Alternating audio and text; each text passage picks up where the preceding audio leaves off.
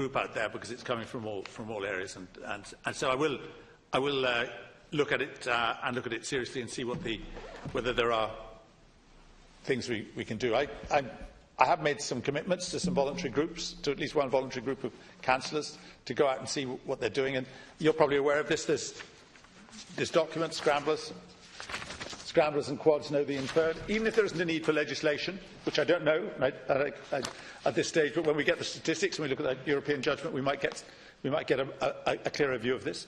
But in the meantime, I will, in view of what Deputy Ellis has said and others in the Shannon and the Dáil, I will support those groups who go out and provide these information leaflets, because you're aware of the fact that the voluntary groups can play a very strong role and a very useful role in this. And what this does is it doesn't answer the question with what tends to come from departments, which is that the Gardaí say they have enough enforcement powers and to tell you to go and come back again in 3 months. But what it does is it says, look, certain things can be done while this persists, and it talks about the right equipment, the right vehicles, the law, the right training, the right environment, and it makes a really positive community effort to tell parents how to behave if their children are riding on these particular vehicles, and the safety measures which should be taken.